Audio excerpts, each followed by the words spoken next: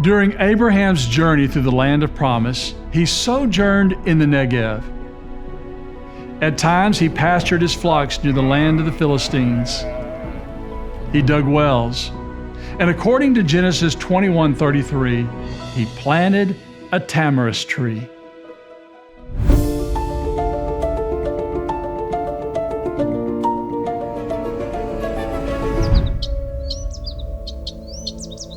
A tamarisk tree is also called the Aethial pine, and the Aethial tree is an evergreen that can reach a height of up to 50 feet.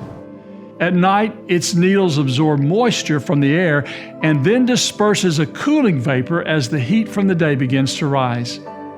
It is the perfect tree for an arid climate like that of the Negev Basin. The planting of trees and the digging of wells at this central trade route proved very advantageous for his descendants some 1,000 years later as the nation of Israel built at this exact location a large fortified city for trade and protection.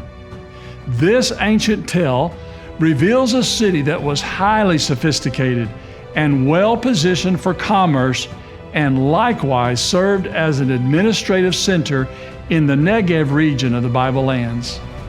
It would also serve to control and strengthen the southern border of Judah's kingdom and provide stability to a border area that was susceptible to invaders and marauders from the desert. Indeed, Abraham dug wells for his and his family's benefit, and he planted trees for their use, trees that he himself would probably never see grow to maturity. Yet, he was looking toward the future and walking in faith for the sake of his children, his grandchildren, and for all of his descendants that would one day live in this land.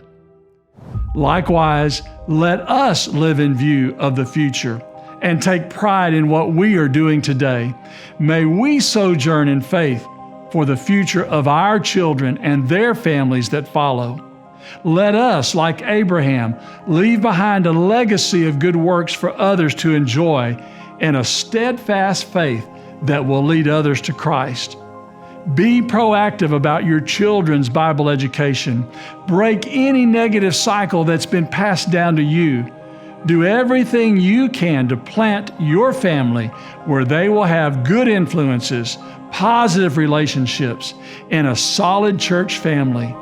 Look to the future and don't just live day to day in the present. Tamarisk trees, ancient wells, and the remains of an ancient city are but another example of the connection between faith and fact right here in the land of the Bible.